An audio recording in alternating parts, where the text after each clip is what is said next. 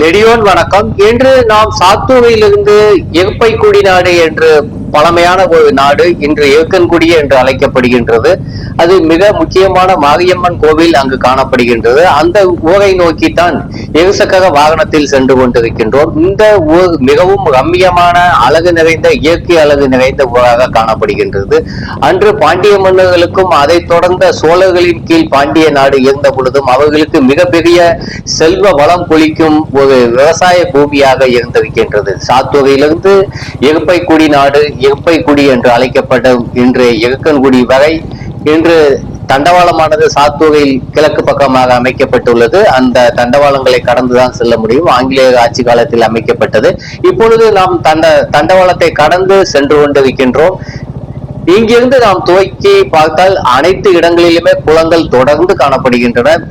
வைப்பாற்றின் வைப்பாகு மற்றும் அர்ஜுனா ஆறுகள் இங்கு வந்து கலக்கின்றது. இந்த இடத்தில் தான் எருப்பைக்குடி அமைந்துள்ளது. அதுக்கு சற்று முன்பாக அர்ஜுனா மற்றும் கௌசிகா ஆறுகள் கோல்வாகுப்பட்டியில் கலக்கின்றன. இன்றைய காலகட்டத்தில் கோல்வாகுப்பட்டி என்று நாயக்க மன்னர்களின் ஆட்சி காலத்தில் வைக்கப்பட்டிருக்கின்றது. முன்பு அந்த ஊர் கூடக்குடி என்ற அழகான தமிழ் பெயர் கொண்டு அழைக்கப்பட்டது. கொல்லாக்கள் குடியேறியதால், அதாவது தெலுங்கானா, கர்நாடகா, ஆந்திர பகுதிகளிலிருந்து கொல்லாக்கள் விஜயநகர ஆட்சி காலத்தில் விஸ்வநாயக்கரால் குடியேற்றப்பட்டதால் கோல்வாகுப்பட்டி, கொல்லப்பட்டி என்ற பெயர்கள் வந்துவிட்டன. ஆனால் தமிழில் அழகான பெயர் அந்த ஊருக்கு கூடக்குடி. அதே போன்று எருக்கன்குடிக்கு எருப்பைக்குடி என்று அழைக்கப்பட்டிருக்கின்றது. இந்த பெயர்களானது கிட்டத்தட்ட 13ஆம் நூற்றாண்டு, 14ஆம் நூற்றாண்டு, கிட்டத்தட்ட 15ஆம் நூற்றாண்டு விஸ்வநாத நாயக்கர்கள் அதாவது நேரடியாக ஆட்சி செலுத்தும் வரை அந்த பெயர் தான் நிலைத்திருந்திருக்கின்றது. அதன் கழுத்து மிகப்பெரிய மாற்றங்கள் ஏற்பட்டிருக்கின்றன. இப்பொழுது அங்குதான் சென்று கொண்டிருக்கின்றோம்.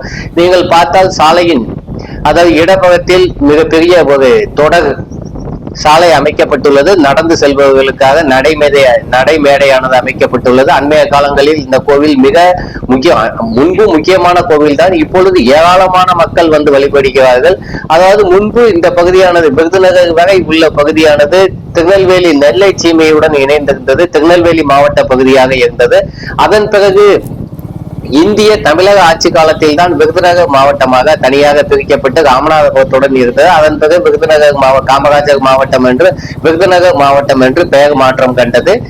இன்று இந்த பகுதி அப்பொழுது அது கன்னியாகுமரி வரை தொடர்ந்த ஒரு இணைப்பு இருந்ததால் அந்த மக்கள் அதிகமாக வந்து வழிபடுகிறார்கள். அதே போன்று விருதுநகர் மாவட்ட மக்களும் திருநெல்வேலி, தூத்துக்குடி, தென்காசி, அதே போன்று கன்னியாகுமரி வரை உள்ள மக்கள் இந்த அம்மனை வழிபடுவதற்காக, மாரியம்மனை வழிபடுவதற்காக வருகிறார்கள். அதே போன்று ராமநாதபுரம், மதுரை மாவட்டங்களிலிருந்து மக்கள் வந்து வழிபடுகிறார்கள். ஆனால் ஏராளமான மக்கள் தென்பகுதியில், சாத்தூரிலிருந்து தென்பகுதி மக்கள் அதிகமாக வந்து வழிபடும் ஒரு இடமாக இருக்கின்றது. அதே போன்று விருதுநகர் மாவட்ட மக்களும் தங்கள் முக்கியமான ஒரு கடவுளாக இறைவியாக இந்த அம்மனை வழிபட்டு வருகிறார்கள். இந்த சாலையின் இரு பக்கத்திலும், அதாவது வலது பக்கமானது அர்ஜுனாக வருகின்றது, இடது பக்கமானது வைப்பாக ஓடுகின்றது. இந்த இரண்டு ஆறுகளும் தான் எருக்கன்குடியில் சென்று சேருகின்றன. அந்த இடத்தில் தான் எருக்கன்குடி அமைந்துள்ளது. இது மிகவும் வளமை. ஆகவே இந்த சாலை ஆற்றின் நடுவே அமைக்கப்பட்டுள்ளதை போன்றுதான் காணப்படும். அதே போன்று இந்த எருக்கன்குடி கோவிலும் ஒரு தீவு பகுதியாகத்தான் காணப்படுகின்றது. இப்பொழுது அங்குதான் சென்று கொண்டிருக்கின்ற பார்த்தால் உங்களுக்கு தெரியும், ரெண்டு பக்கம் மரங்கள் அடர்ந்த பகுதியாக இருக்கின்றது. நாம் அங்கிருந்து சாத்தூரிலிருந்து வந்த பொழுது வெறும் பனமரங்கள் நிறைந்த ஒரு காடுகளின் வழியாகத்தான் வந்தோம். இப்பொழுது வைப்பாவை கடந்து நாம் சென்று கொண்டிருக்கின்றோம். அந்த கோவிலுக்காக அர்ஜுனாவை கடந்து சென்று கொண்டிருக்கின்றோம். அதை அடுத்து வைப்பாக அதாவது செல்கின்றது. இந்த அணையானது வலது பக்கமாக கட்டப்பட்டுள்ளது. இந்த கோவில் தீவு போன்ற ஒரு திடலில் காணப்படுகின்றது. நீங்க பார்த்தாலே தெரியும், பனைமர திடல்.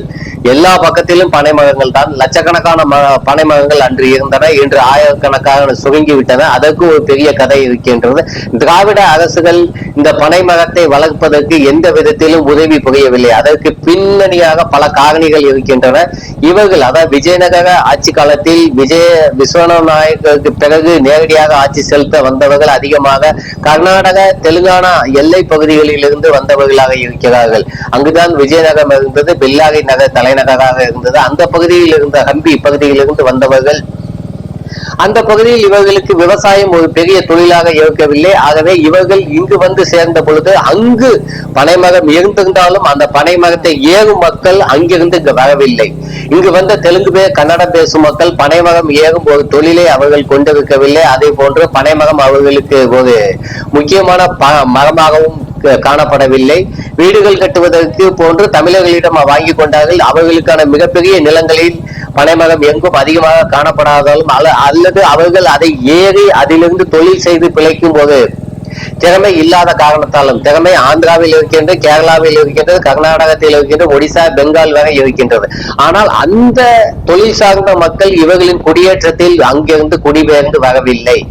அந்த காரணத்தால் இவர்கள் பனைமரத்தை அந்த அளவுக்கு ஒரு தொழில் சார்ந்த ஒரு முக்கியமான ஒரு பயிராக கருதாத காரணத்தால் அதை புறக்கணித்தார்கள். அந்த புறக்கணிப்பு தான் பெரியாரின் திராவிட கொள்கையிலும் காணப்பட்டது. அந்த பெரியாரின் திராவிட கொள்கையை என்று திராவிட அரசுகள் கையில் எடுத்துக்கொண்டு செயல்படுவதால் அந்த பெரியாரை எதிர்க்க மனம் துணியாத காரணத்தாலும் பனை மரத்தை எந்த பகுதிகளிலும் இவர்கள் வளர்க்கவில்லை. பனைமரம் சார்ந்த, அதாவது ஓலையிலிருந்து செய்யப்படும் பல்வேறு கலைப்பொருட்களும், கூடை பெட்டிகள், பாய் என்று பல்வேறு பொருட்களும், அதை தொடர்ந்து வெல்லம், கருப்பெட்டி, பனை வெல்லம், சில்லு கருப்பெட்டி என்று சர்க்கரை சார்ந்த உணவு பொருட்களும், பனங்கிழங்கு என்று பனைமரத்திலிருந்து எடுக்கப்படும் கட்டைகளும், அதே போன்று கல் இறக்குவதை இவர்கள் இன்று வரை தடை செய்து வைத்துள்ளார்கள். தமிழர்களுக்கு மிகப்பெரிய பொருளாதார அடியாக இருக்கின்றது. இந்த சாத்தூருக்கும் விருதுநகருக்கும் இடையே அதாவது சாத்தூரில் இருந்து இருக்கக்கூடிய வரை உள்ள இந்த பகுதி மொத்தமாக பனைமர காடாக இருக்கின்றது. இன்று அந்த கல் இறக்கும் தொழில் அழிந்து நலிந்து போய் கொண்டிருப்பதால் தமிழர்களின் பொருளாதாரமும் ஒரு வகையில் நலிந்துதான் போய் கொண்டிருக்கின்றது. கல் இறக்குவதை தடை செய்யும் காரணத்தால் தமிழரின் பொருளாதாரம் மிகப்பெரிய அளவில் பாதிப்படைகின்றது. பனைமரங்கள் வெட்டப்படுகின்றன. ஆகையால் நிலத்தடி நீர்மட்டம் குறைகின்றது. ஒரு இயற்கை சூழல், சமன் சூழலானது பாதிக்கப்படுகின்றது. அதாவது பனை, அதே போன்று பல இந்த பகுதியில் வளரும் மரங்களும் காடுகளும் இதே போன்று இயற்கையால் அமைந்த ஒரு வன பாதுகாப்பு சூழலானது இதன் மூலம் உடைகின்றது. இவர்கள் ஆலைகளிலிருந்து இறக்கப்படும் சாராயத்தை விற்கும் காரணத்தால் அதிலிருந்து கிடைக்கும் வருமானம் அதிகமாக இருப்பதாலும், அதே போன்று அங்கிருந்து வந்த இவர்கள் அதிகமாக ஆட்சியில் தெலுங்கு பேசும் மக்கள் இருப்பதாலும் இவர்களின் தமிழர்களின் வழியானது புரியவில்லை என்றுதான் எடுத்துக்கொள்ள இயலும். ஆகையால் தான் இவர்கள் பனை மரத்தில், தென்னை மரத்திலிருந்து இறக்கப்படும் கல்லை முதல் இவர்கள் தடை செய்து வைத்துள்ளார்கள். அது மிகவும் கண்டிக்கத்தக்கது.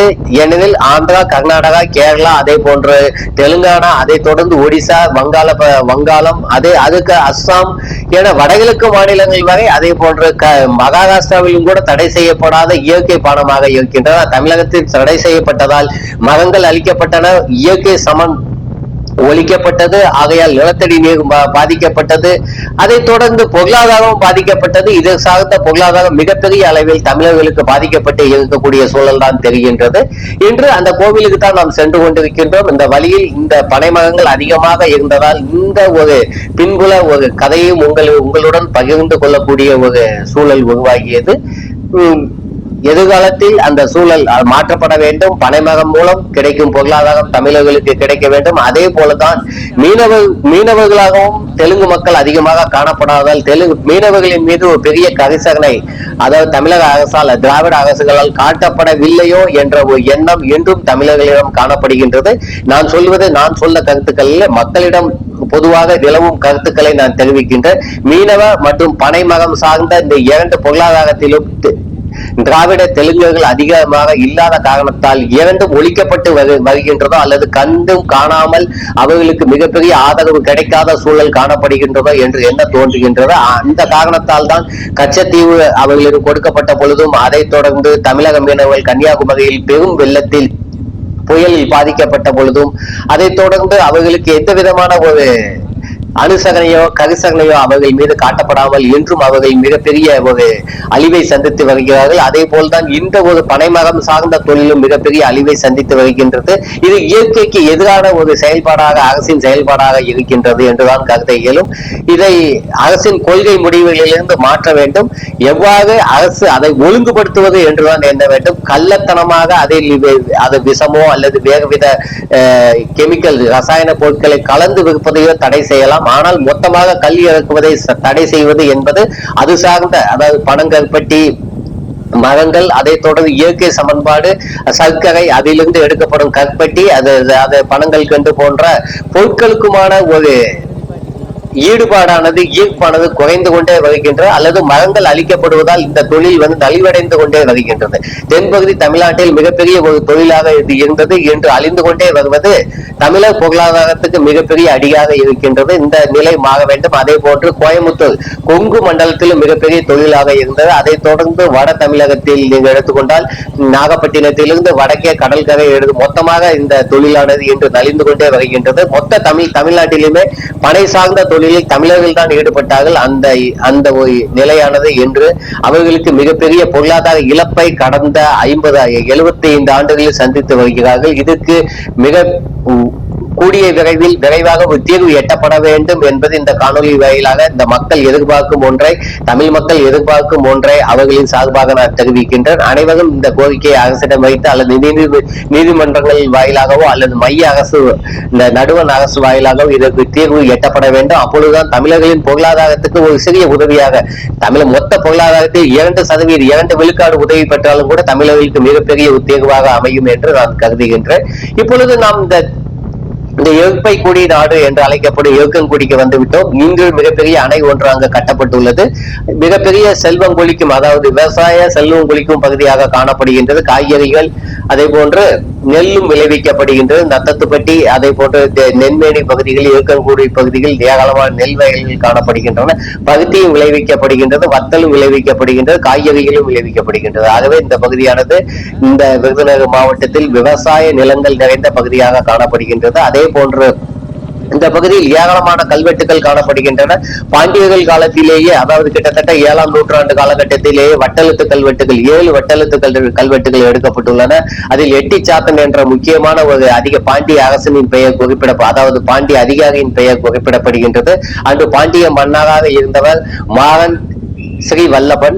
அவர்தான் முக்கிய, அதாவது 800கள் காலகட்டத்தில் ஆட்சியில் இருந்திருக்கின்றார். அவர் இந்த பகுதியில் திருநெல்வேலி பகுதியில் உள்ள சிவலப்பேரி ஏரியை வெட்டியிருக்கின்றார், கங்கை கொண்டான் பகுதிகளில். அதே போன்று ஏராளமான இந்த பகுதியில் ஏராளமான வட்டெழுத்து கல்வெட்டுகள் வேளாண் தொழிலுக்காக கிடைத்ததாக தெரிகின்றது. 7 வட்டெழுத்து கல்வெட்டுகள் கிடைக்கின்றன. எல்லாமே வேளாண் தொழிலுக்கு, உழவு தொழிலுக்கு துணை போன கல்வெட்டுகளாக தான் இருக்கின்றன.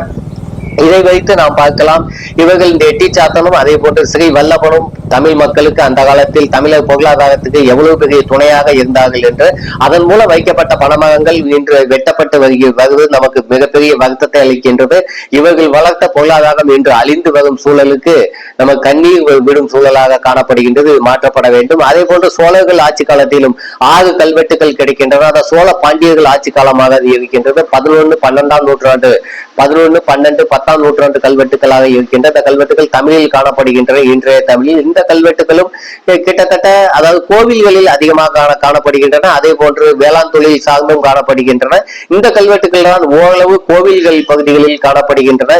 இதுவும் தானம் அளித்தது, அதே போன்று பிரம்மதேயங்களை உருவாக்கியது, நிலதானம், அதே போன்று எல்லை கற்களை வைத்தது என்றுதான் அதிகமாக காணப்படுகின்றன. அதே போன்று மடைக்கற்கள், ஏரி கரைகளை அமைத்தது என்று காணப்படுகின்றது. அதே போன்று பாண்டிய மன்னர்களின் ஆட்சி காலத்தில் எடுக்கப்பட்ட கல்வெட்டுகள் அனைத்துமே பொதுவாக வேளாண் தொழிலை தான் முக்கியமாக குறிப்பிடும் வகையில் அந்த கல்வெட்டுகள் காணப்படுகின்றன. விருதுநகர், அதாவது சாத்தூரில் உள்ள பெருமாள் மற்றும் சிவன் கோவில்கள், அதே போன்று கோல்வார்பட்டியில் உள்ள கோவில், அதை தொடர்ந்து பல்வேறு மடை கல்வெட்டுகளாகவும் அதே போன்று தூண்களிலும் இந்த கல்வெட்டுகள் தொடர்ந்து காணப்படுகின்றன.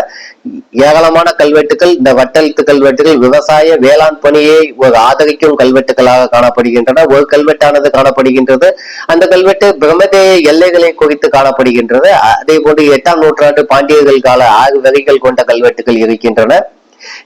இந்த பகுதிகளில் உள்ள கல்வெட்டுகள் எல்லாமே பொதுவாக வேளாண் தொழிலுக்கு சார்ந்த கல்வெட்டுகள். அதை அடுத்து நாயக்க மன்னர்களின் ஆட்சி காலத்திலும் கல்வெட்டுகள் வெட்டப்பட்டிருக்கின்றன. ஒரு சில கல்வெட்டுகள் அது அதிகமாக கடவுள் சார்ந்த, அதாவது திருப்பணிகளில் சம்பந்தப்பட்ட கல்வெட்டுகளாக இருக்கின்றன. இவ்வாறு ஒவ்வொரு கல்வெட்டுகளையும் பற்றி அடுத்த பகுதியில் விரைவாக நான் எந்தெந்த கல்வெட்டுகள் எங்கு இருக்கின்றன, அதே போன்று இந்த எருக்கங்குடி மாரியம்மன் கோவிலை பற்றியும் விரிவாக அடுத்த ஒரு பதிவில் நான் ஒரு முழு பதிவை நான் உங்களுக்காக நான் தயாரித்து வெளியிடுகின்றேன். இந்த மாரியம்மன் கோவிலில் விலங்குகள் பலியிட்டு உண்ணும் பழக்கமானது இன்றும் காணப்படுகின்றது. வெள்ளி, செவ்வாய், வெள்ளி, அதே போன்று ஞாயிற்றுக்கிழமைகளில் முக்கியமான வழிபாடுகள் நடக்கின்றன. முக்கியமாக ஆடி, தை, பங்குனி மாதங்களில் விழாக்கள் தொடர்ந்து செவ்வாய், வெள்ளிக்கிழமைகளில் நடைபெறுகின்றது. இது இந்த பகுதி மக்களுக்கு மிக முக்கியமான கடவுளாகவும், அதே போன்று வேளாண் தொழிலுக்கு மிக முக்கியமான ஒரு நீர்நிலைகளை கொண்ட பகுதியாகவும் காணப்படுகின்றது. இந்த பகுதியானது இத்துடன் முடிமுகம் வேலைக்கு வந்துவிட்டது. நான் உங்கள் பழனிக்குமார் மாடசாமி. மீண்டும் ஒரு பதிவில் விரைவில் வந்து சந்திக்கும் வரை உங்களிடமிருந்து விடைபெறுகின்றேன். மிக்க நன்றி, வணக்கம்.